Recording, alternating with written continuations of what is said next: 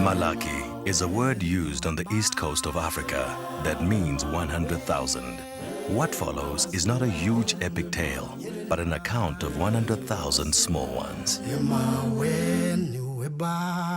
2006 was the centennial year of one of the truly great brands in the Sara Lee stable, Kiwi Shoe Polish. But this is not the story of Kiwi. It is instead the story of what the centenary inspired. It is a story that began in Africa.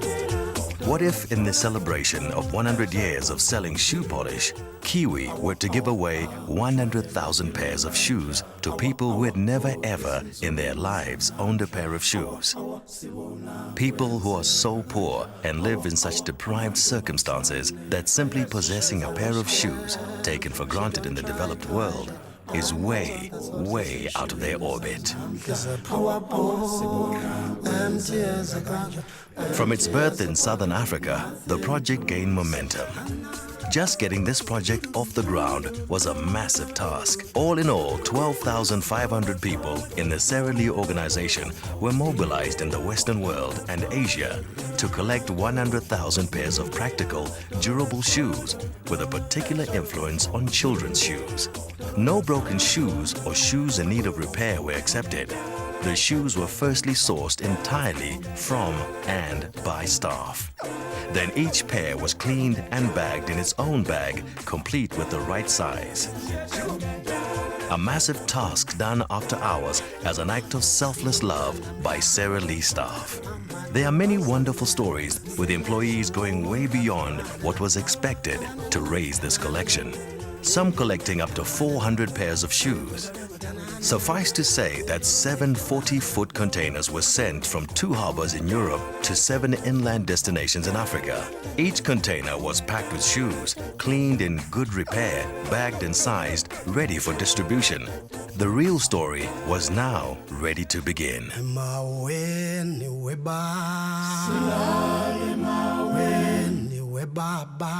Once on the ground in Africa, the next project team took over, once again staffed entirely by Sara Lee people.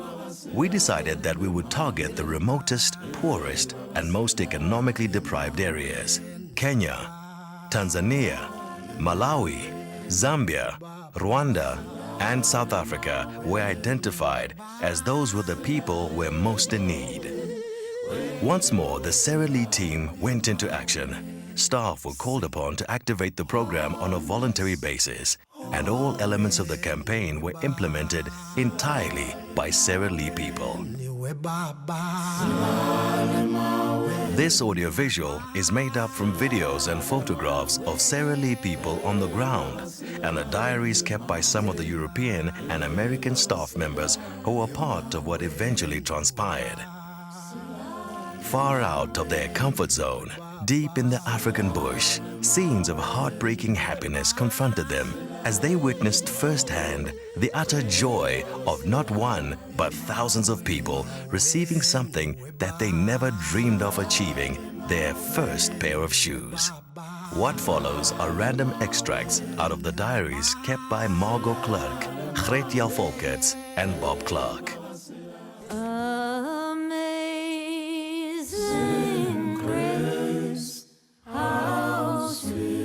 The people here are very poor. As a Westerner, I've seen many pictures of people living like this. But in reality, it seemed to me that 90% of the population has no visible support for housing other than what could be built from hand with tin and sticks. After 3 hours of non-stop lines, we somehow managed to distribute a pair of shoes to well over 400 people. All the kids standing in rows, the little ones in front, the boys in the back row trying to see what was going on in front. They all looked at me with big eyes full of expectations. Certain things will always remain in my memory. The joy in the eyes of the little girl as she received the shoes that not only fitted her perfectly, but also matched her dress. The little boy jumping for joy as he put on his first pair of shoes. the hand of the little boy on my hair as I helped him put on his new shoes, and then the smile on his face when the shoes fitted. Shyly, the boy came to me with the paper with his shoe size on. I panicked. We had run out of this size. I shouted to the back. Miraculously, a pair was found. I tried them on, and you have no idea of the relief that flowed through me as they fitted. Hours later, all the kids had white, green, blue, pink, yellow, red, lots of colored shoes that fitted on the feet of these beautiful children. A little girl was crying because her shoes were too big. I reopened the truck, searched again, and this little girl also went home with a smile on her face. Touching how the mothers showed me their babies and allowed me to put shoes on their baby feet. Towards the end, we did not have enough shoes for all the men. Their feet were too big. Instead, we gave them shoes for their wives and children, which were much appreciated. The difference was obvious. 100 kids without shoes before we arrived, 100 kids with shoes when we left. It was a great day that made all the hours of packing shoes worth the effort. When we left, the children danced and sang as they waved us goodbye, laughing and singing under a red sun which colored the mountains gold.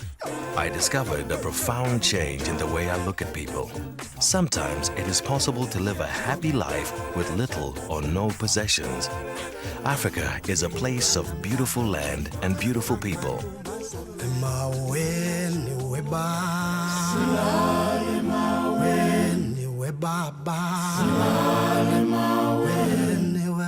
So this has been that story of our 12,500 Sierra Leone employees across 4 continents collaborated to give a girl deep in the heart of Africa her first pair of shoes. It is a story that deserves to be told over and over again.